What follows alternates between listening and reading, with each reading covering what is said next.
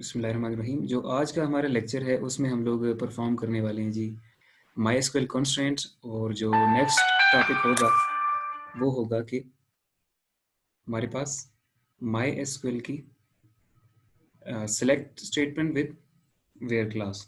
ठीक है जी। तो अब हम ये परफॉर्म करने लगे हैं जी।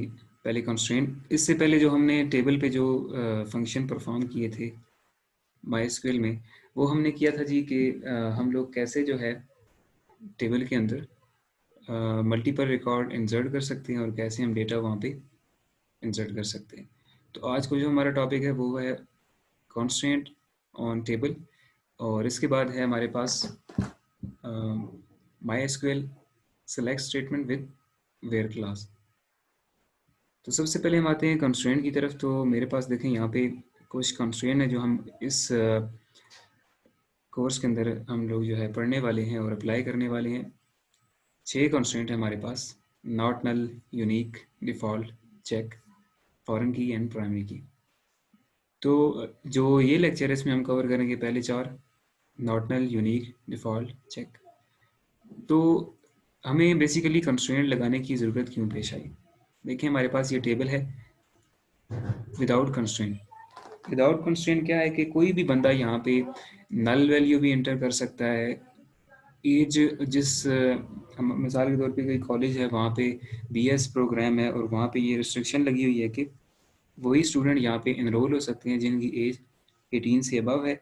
तो विदाउट जो कॉन्स्टेंट है तो कोई भी एंट्री यहाँ पे कर सकते हैं, कोई फील्ड एम्प्टी छोड़ सकते हैं, यहाँ पे डेटा की डुप्लीकेशन हो सकती है।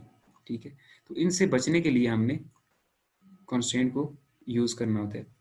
प्राइमरी फॉरेन की अक्सर टेबल्स के अंदर ये भी कंस्ट्रेंट होते हैं जो कि हम बाद में लेक्चर में हम करेंगे। तो इसके लिए हम लोग यहाँ पे क्या करते हैं, नल वैल्यू कोई इंटर ना करे, नॉट नल हमारे पास कंस्ट्रेंट है। इसके अलावा हर एक मेंबर की आईडी यूनिक हो तो उसके लिए यूनिक कंस्ट्रेंट है। इसके अलावा रिस्ट्रिक्शन लगानी है किसी एज पे तो उसके लिए चेक लगाते हैं हम लोग, ये कंस्ट्रेंट है।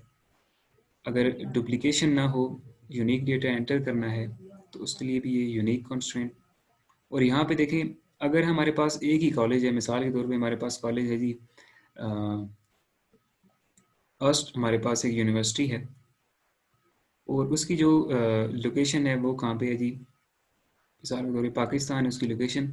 तो बार बार पाकिस्तान लिखने के बजाय हमें उससे डिफ़ॉल्ट वैल्यू वहाँ पे यहाँ पे दे देते हैं ताकि हमें बार बार ये जो वैल्यू है वो एंटर ना करनी पड़े। तो इसको हम जो है चेक को हम कैसे लगाते हैं, इसका एक सिंटैक्स है हमारे पास। उसी तरह से आपने क्रिएट करना है टेबल। यहाँ पे टेबल का name, opening braces and closing brace, यहाँ पे सेमी कॉलम। फिर आपने लिखना है फर्स्ट कॉलम का नेम, ये कल भी हमने किया था। फिर यहाँ पे था इंटीजर, उसकी डेटा टाइप। अब यहाँ पे क्या है, कॉन्स्टेंट। कॉन्स्टेंट में पहला कॉन्स्टेंट ये है कि ये जो आईडी है पहले तो ये नॉट नल हो, मतलब कोई भी इसे कोई ना कोई इसमें एंट्री लाजमी होनी चाहिए। और उसके बाद यूनिक, यानी कि यहाँ पे डुप्लीकेशन ना हो। ये ना हो कि ID2 पहले भी आपने वहाँ पे इंसर्ट की हुई है और दोबारा भी इंसर्ट कर दें। इसके अलावा हमारे पास जो दूसरा है वो है जी नेम, ये है कॉलम। फिर उसकी डेटा टाइप है और यहाँ पे एक कॉन्स्टेंट है हमारे पास नॉट नल के नेम जो है ये फील्ड एम्प्टी नहीं हो सकती। थर्ड है एज, डेटा टाइप इंटीजर। इसके ऊपर एक कॉन्स्टेंट ये लगा हुआ है कि नॉट नल, एक तो ये एम्प्टी ना हो और दूसरा ये है कि एज जब भी कोई एंटर करे तो वो हमेशा 18 से अबव हो, 18 से कम ना हो। ठीक है, उसके बाद जेंडर है, उसकी डेटा टाइप है। फिर ये एक चेक यहाँ पे लगा हुआ है कॉन्स्टेंट जो कि है नॉट नल, ये फील्ड एम्प्टी ना हो। यहाँ पे फ़ोन है, उसकी डेटा टाइप है।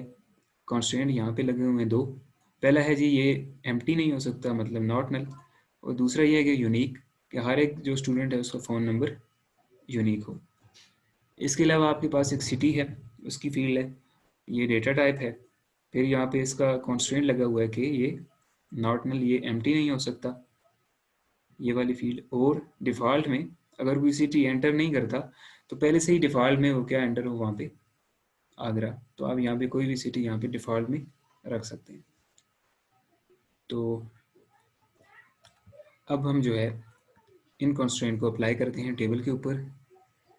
तो यहाँ पे जैम सर्वर ऑन है और उसके बाद वर्कबेंच यहाँ से ओपन करना है आपने। हमने जो डेटाबेस यूज़ की थी वो थी हमारे पास कॉलेज, तो उस डेटाबेस को हम यूज़ करते हैं कॉलेज। उसके अंदर था हमारे पास ये टेबल जिसका नाम था पर्सनल। ठीक है, ये हमारे पास था पर्सनल टेबल जिसके अंदर हमने डेटा क्या किया था, इंसर्ट किया था। अब ये विदाउट कॉन्स्टेंट था। मिसाल के तौर पे यहाँ पे डुप्लीकेट एंट्री हो सकती है, एज में 18 से अबव रख सकता हूँ, सारी चीज़ें यहाँ पे हो सकती हैं। तो इससे बचने के लिए देखें यहाँ पे अगर मैं आपको विदाउट कॉन्स्टेंट अगर मैं बताऊँ तो यहाँ पे मैं कोई अगर एक एंट्री करता हूँ, इस तरह से मैं करता हूँ यहाँ पे इंसर्ट इनटू, टेबल का नेम है यहाँ पे पर्सनल, उसके बाद है यहाँ पे आईडी, कॉलम नेम है इसके नेम, एज, सिटी, यहाँ पे है वैल्यूज़। आईडी देखें यहाँ पे मेरे पास पहले से 1 मौजूद है, लेकिन फिर भी यहाँ पे मैं दोबारा 1 लिख रहा हूँ, नेम भी रिपीट कर रहा हूँ, ठीक है, एज भी रिपीट कर रहा हूँ यहाँ पे, उसके बाद सिटी भी रिपीट कर रहा हूँ।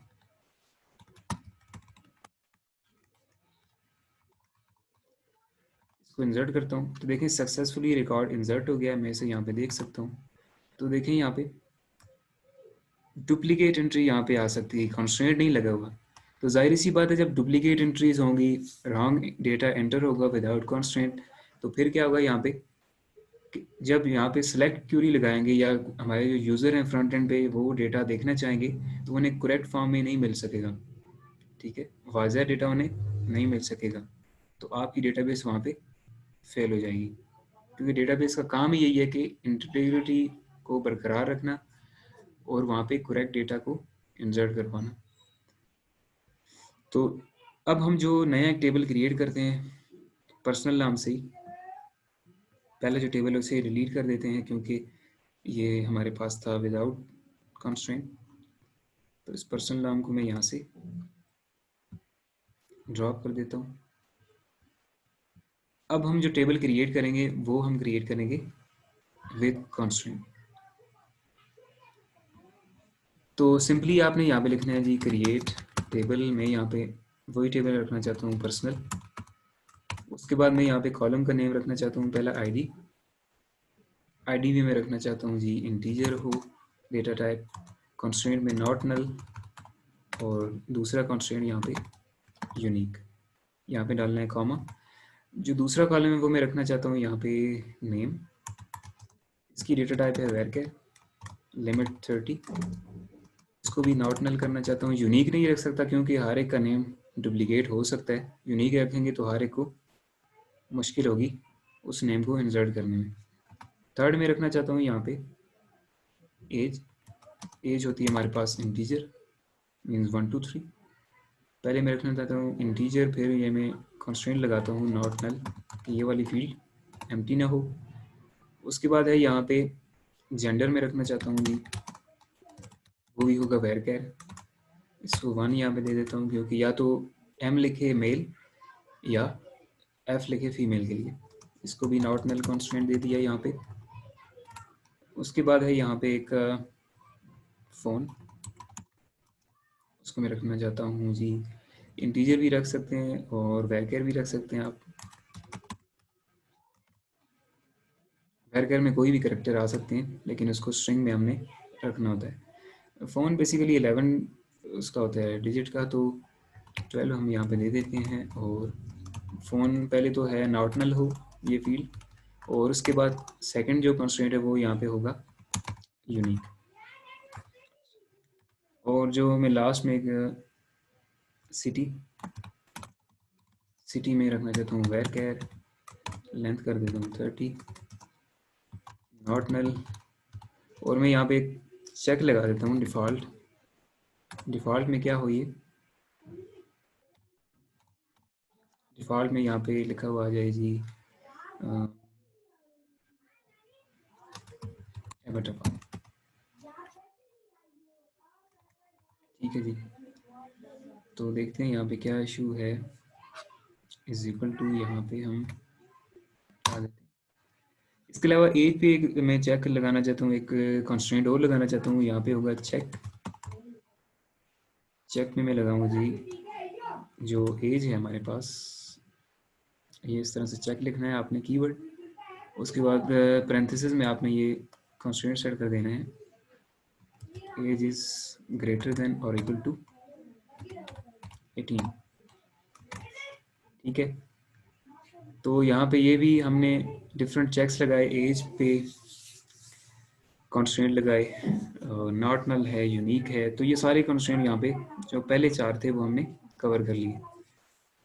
अब मैं क्या करूँगा कि इसको एग्जीक्यूट करता हूँ, इस कॉलम को, इस क्यूरी को, और सक्सेसफुली मेरे पास टेबल जो है क्रिएट हो गया। मैं यहाँ से रिफ्रेश करूँगा और यहाँ पे आप देख सकते हैं कि 6 कॉलम मेरे पास क्रिएट हो गए। अब उसके बाद ये है कि मैं यहाँ पे कोई एंट्री करके देखता हूँ, जैसा कि मैं यहाँ पे करता हूँ इंसर्ट इनटू, टेबल का नेम है यहाँ पे पर्सनल,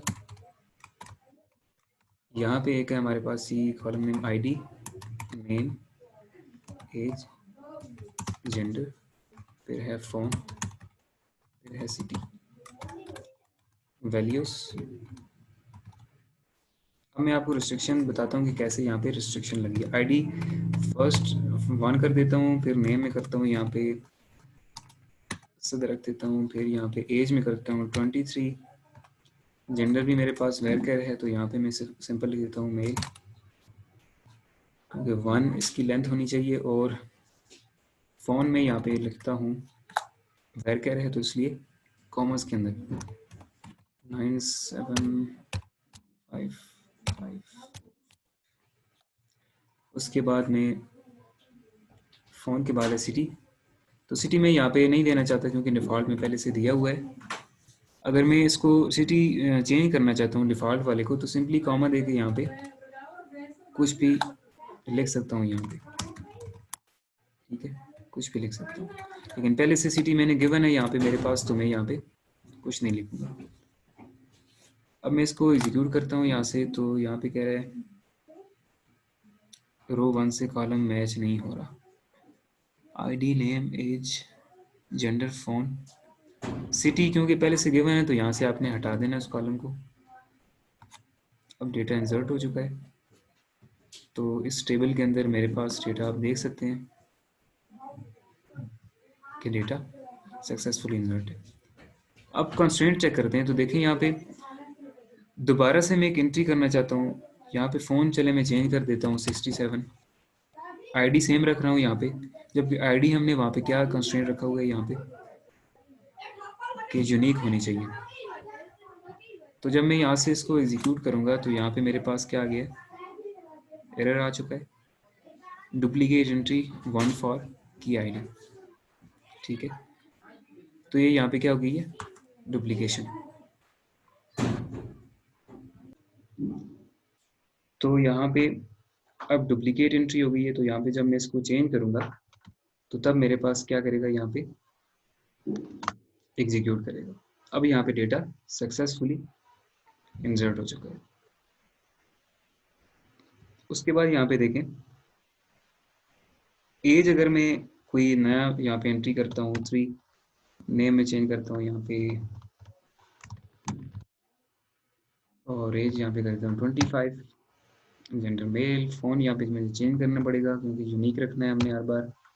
अब एज का हम चेक, जो कंस्ट्रेंट है वो चेक करते हैं। एज मेरे पास यहाँ पे क्या है जी 25, तो मैं इसको करता हूँ 17 और देखता हूँ यहाँ पे ये चेक काम करेगा कि नहीं, क्योंकि यहाँ पे मैंने चेक लगाया हुआ है कि एज जो है वो क्या होनी चाहिए, 18 से अबव होनी चाहिए। तो देखते हैं ये कंस्ट्रेंट हमारे पास काम करता है या नहीं। तो जी हाँ, ये हमारे पास जो कंस्ट्रेंट है ये सक्सेसफुली वर्क कर चुका है।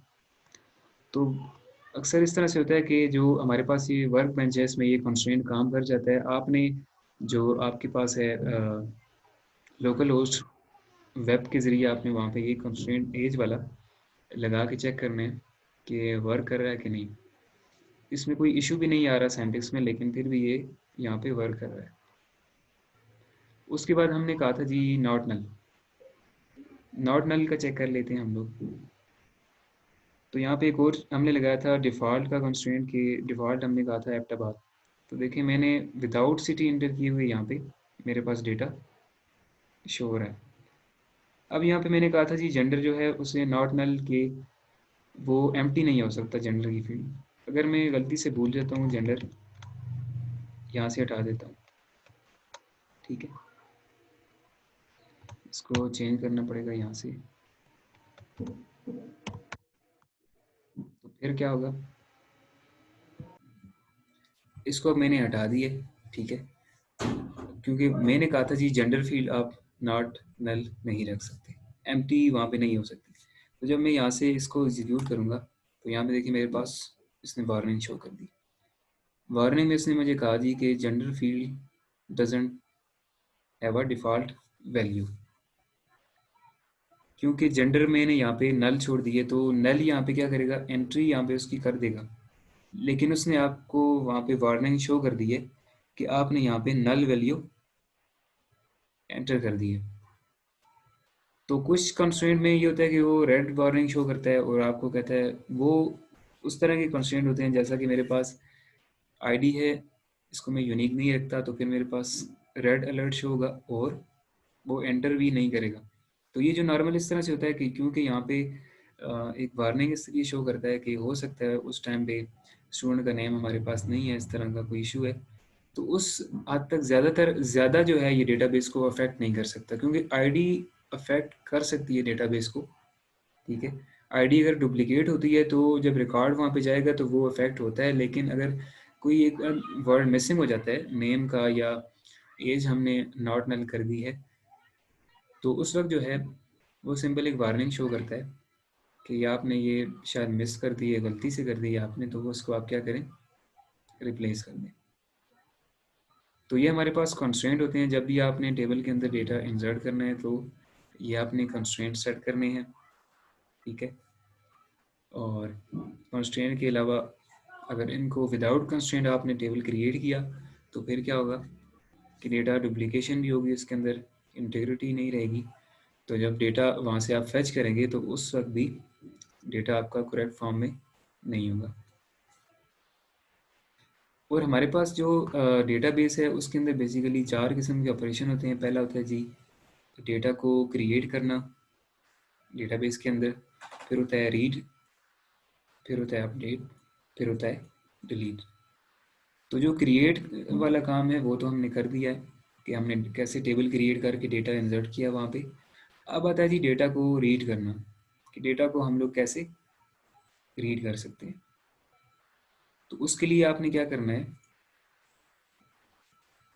उसके लिए हम लोग यूज़ करते हैं सेलेक्ट। सेलेक्ट स्टेटमेंट यूज़ होती है हमारे पास जब आपने कोई कॉलम या डेटा को देखना होता है टेबल के अंदर। मेरे पास अगर हमने टेबल पहले जैसा कि क्रिएट किया था पर्सनल, अब मैं इस टेबल को देखना चाहता हूँ तो मैं क्या करूँगा, सिंपली सेलेक्ट कमांड के जरिए डेटा वहाँ से डेटाबेस में से रीड कर सकता हूँ। तो इसका जो सिंटैक्स है वो बहुत ही सिंपल है। इससे पहले भी हमने जो एक लेक्चर किया था उसमें मैंने परफॉर्म किया था।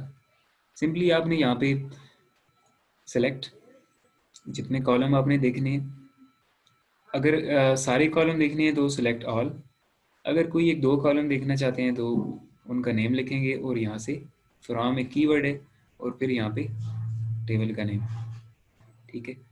तो इसको हम लोग प्रैक्टिकल परफॉर्म कर के इसका देख लेते हैं वे। तो यहाँ पे आप सिंपली आएंगे, मेरे पास एक टेबल है जो कि है पर्सनल। पहले मैं सिंपल यहाँ पे आके और यहाँ से डेटा देख लेता था, लेकिन मैं अभी जो है स्टेटमेंट के ज़रिए कैसे सेलेक्ट करूँगा। ये तो चलिए डेटाबेस एडमिनिस्ट्रेटर है, यहाँ से देख लिया या जैसे क्यूरी लगा के, लेकिन फ्रंट एंड पे आप दिखाएंगे तो वहाँ पे बैक एंड पे क्या होती है, क्यूरी। तो सिंपली आपने यहाँ पे लिखना है जी सेलेक्ट ऑल फ्रॉम पर्सनल, ये सारा रिकॉर्ड इसने आपको उस टेबल का शो कर दिया। अगर आप सिंपली यहाँ पे नेम और एज देखना चाहते हैं तो सिंपली यहाँ पे लिखेंगे नेम कॉमा एज, तो अभी आपको सिर्फ 2 कॉलम शो करेगा। ये होता है हमारे पास डेटा को रीड करना, कि हम लोग कैसे डेटा रीड कर सकते हैं। उसके बाद है जी हमारे पास select data with where clause. अब जब आपने कंडीशनल बेस डेटा देखना होता है तो उस वक्त आप यूज़ करते हैं वेयर क्लास। वेयर क्लास क्या होती है बेसिकली, एक हमारे पास क्यूरी होती है, एक होती है क्लास। क्यूरी हमारे पास एक पूरी एक स्टेटमेंट होती है, जबकि क्लास उसका एक छोटा सा एक पार्ट होता है। इसी सेलेक्ट के साथ आप यहाँ पे जब एंड पे आएंगे तो लिखेंगे select all from this table, और आखिर में आप क्लास लिखेंगे where gender is equal to female. इसके अलावा आप लिख सकते हैं gender is equal to male. तो इस तरह से आप यहाँ पे जब आपने डेटा को फिल्टर करना होता है, कंडीशनल बेस्ड डेटा आपने टेबल में से देखना होता है, तो तब आप सेलेक्ट डेटा के साथ वेयर क्लास को यूज़ करते हैं। अब जो है यहाँ पे देखें तो इसने यहाँ पे पहले कंस्ट्रेंट यहाँ पे वेयर क्लास में लगाई कि मुझे यहाँ पे डेटा सिर्फ देखना है जी उन लोगों का जिनका जेंडर यहाँ पे क्या हो, फीमेल। तो ये रिकॉर्ड यहाँ से निकल आया। इसके अलावा उसने यहाँ पे एक और जो है फिल्टर लगाया वेयर क्लास के साथ कि दूसरा भी इसने एक और यहाँ पे वेयर क्लास के लिए फिल्टर लगाया इस टेबल पे कि उन स्टूडेंट वो जो लास्ट जो 2 हमारे पास जो रिकॉर्ड्स हैं, या इसने कोई और कंस्ट्रेंट यहाँ पे कोई भी लगा सकता है कि यहाँ पे जेंडर जिनका एक लगा सकते हैं मेल हो दूसरा फीमेल हो। तो इस तरह के डिफरेंट कंस्ट्रेंट होते हैं जिसकी बेस पे आप लोग यहाँ से डेटा को रीड करते हैं या फिल्टर करते हैं। तो इसका जो सिंटैक्स होता है बेसिकली ये भी सिंपल होता है। आप यहाँ पे उसी तरह से सेलेक्ट स्टेटमेंट लिखेंगे, सेलेक्ट ऑल कर सकते हैं या कॉलम का नेम यहाँ पे दे सकते हैं, फ्रॉम के बाद टेबल नेम, और लास्ट में आपके पास वेयर क्लास आती है जहाँ पे होती है हमारे पास कंडीशन। वेयर आप लगा सकते हैं where I D is equal to 1, name is equal to Jamal, इसके अलावा city is equal to this. तो डिफरेंट किस्म के यहाँ पे कंडीशन आप लोग लगा सकते हैं। कंडीशनल बेस्ड डेटा सेलेक्ट करने के लिए आप वेयर क्लास को यूज़ करते हैं। अब जब वेयर क्लास को यूज़ करेंगे तो साथ में ये कुछ इसके कंपैरिजन ऑपरेटर होते हैं, क्योंकि वेयर जब आप लिखते हैं यहाँ पे ऐसे करके वेयर, तो उसके बाद जब आप कॉलम का नेम देंगे आप लिखते हैं जी वेयर आईडी। आईडी के बाद यहाँ पे ऑपरेटर कोई ना कोई यूज़ होगा, is equal to 2, less than 2, greater than 2, greater than और equal to 2, less than equal to, not equal to 2। तो ये यहाँ पे क्या होते हैं, अब हमारे पास ऑपरेटर होते हैं, ये होते हैं कंपैरिजन ऑपरेटर। वो जो कॉलम होता है वहाँ पे ये इस वैल्यू को कंपेयर करते हैं। ठीक है, तो जो आज हम सिर्फ यूज़ करेंगे ये वाले operators, less than equal to, greater than. उसके बाद जो नेक्स्ट हमारे जो क्लासेस होंगी इसमें हम लोग इन ऑपरेटर्स को यूज़ कर लेंगे। तो अब हम लोग जो है डेटा को सिलेक्ट करते हैं इन ऑपरेटर्स की मदद से। तो सिंपली आपने यहाँ पे आना है। अब कमांड हमारे पास वही है। अब मैं इस टेबल में से देखना चाहता हूँ जी वो स्टूडेंट्स के जिनके सिटी जो है वो क्या है, एबटाबाद है। ठीक है, तो फिलहाल मैं यहाँ पे अपडेट कमांड्स हम बाद में करेंगे। यहाँ पे मैं सिटी चेंज कर लेता हूँ मैनुअली। यहाँ पे लिख देता हूँ मैं हरिपुर। ठीक है, सिंपली यहाँ से आपने अप्लाई, डेटा यहाँ पे हो जाएगा सेव। तो मैं यहाँ पे वो स्टूडेंट देखना चाहता हूँ जिनका सिटी क्या है, एबटाबाद। तो सिंपली आप लिखेंगे सेलेक्ट ऑल फ्रॉम पर्सनल। उसके बाद फिल्टरिंग के लिए आप यूज़ करेंगे कंडीशनल बेस्ड डेटा के लिए वेयर क्लास, ये आ जाएगा आपके पास वेयर। उसके बाद कॉलम का नेम मैं लिखता हूँ सिटी। तो यहाँ पे एक चीज़ की एहतियात करनी है कि कॉलम का नेम वही उसी तरह से लिखना है जैसा यहाँ पे लिखा हुआ है। ये ना हो यहाँ पे कैपिटल लेटर लिखें तो फिर आपके पास ये करेक्ट रिजल्ट नहीं डिस्प्ले करेगा। तो यहाँ पे लिखता हूँ सिटी इज इक्वल टू, क्योंकि मेरे पास जो इसकी डेटा टाइप है वो है वेर कैर, तो इसको मैं लिखूंगा इन्वर्टेड कॉमर्स के अंदर। सिटी में लिखता हूँ यहाँ पे एबटाबाद। अब मैंने जब इसको एग्जीक्यूट किया तो मेरे पास वही स्टूडेंट डिस्प्ले हुए जिनका सिटी क्या था, एबटाबाद। कोई और भी आप यहाँ पे इस तरह के कंपैरिजन ऑपरेटर की मदद से स्टेटमेंट यूज़ कर सकते हैं। मैं इसके अलावा कर सकता हूँ जी कि जिनकी जो एज है वो क्या हो, लेस देन 23। सिंपली यहाँ पे लेस देन 23 जिनकी एज है वो मेरे पास डिस्प्ले हो गई। इसके अलावा मैं कर सकता हूँ जी ग्रेटर देन 17, ये भी डिस्प्ले करेगा। लेस देन और इक्वल टू 17 कर सकता हूँ यहाँ पे।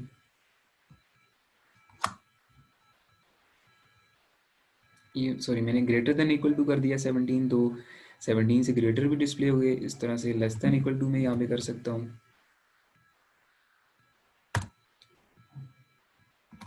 तो इससे लेस यहाँ पे कोई नहीं है 17 से, तो सिंपली उसने मुझे 17 जो है वो डिस्प्ले कर दिए। इसके अलावा यहाँ पे मैं कर सकता हूँ जी नॉट इक्वल टू। तो नॉट इक्वल टू के लिए यहाँ पे दो तरह के ऑपरेटर हैं। सिंपल ये ब्रैकेट भी है और साथ में ये वाला सिंबल भी है। तो जो भी यूज़ करना चाहें आप, या तो ये कर सकते हैं, यहाँ पे जो 1 है की आपकी, उसको जब शिफ्ट से प्रेस करेंगे तो ये आ जाएगा, और नॉट इक्वल टू ये आ गया हमारे पास। तो 17 के अलावा जो भी हैं वो उसने डिस्प्ले कर दिए।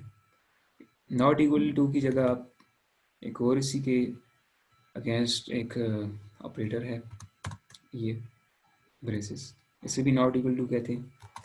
तो इसको जब आप कंट्रोल इंटर से भी एग्जीक्यूट कर, शिफ्ट इंटर से भी एग्जीक्यूट हो सकती है क्यूरी। इसके अलावा आप यहाँ से बी स्टेटमेंट को एग्जीक्यूट कर सकते हैं। तो मैं यहाँ पे सिंपली शिफ्ट एंटर प्रेस करता हूँ, सॉरी कंट्रोल एंटर, तो ये क्यूरी एग्जीक्यूट हुई और मेरे पास जिनकी एज 17 के बराबर नहीं है उसके अलावा जितने भी स्टूडेंट हैं उसने क्या किए, डिस्प्ले कर दी। तो ये था हमारा आज का लेक्चर, जिसमें हमने देखा कि कैसे हम लोग कंस्ट्रेंट यूज़ कर सकते हैं कॉलम के ऊपर, टेबल के ऊपर, डेटा इंटीग्रिटी के लिए। और उसके बाद हमने देखा कि कैसे हम डेटा को रीड कर सकते हैं टेबल से, और वेयर क्लास के ज़रिए कैसे हम डेटा को कंडीशनल बेस्ड डेटा सेलेक्ट कर सकते हैं या फिल्टर कर सकते हैं। तो इसके अलावा अगर आपका कोई क्वेश्चन हो तो आप मुझसे कमेंट्स में पूछ सकते हैं। तो इसको आप प्रैक्टिकली परफॉर्म कीजिए। कोई इशू आता है, कोई एरर आता है तो आप मुझसे डिस्कस कर सकते हैं। Thank you so much.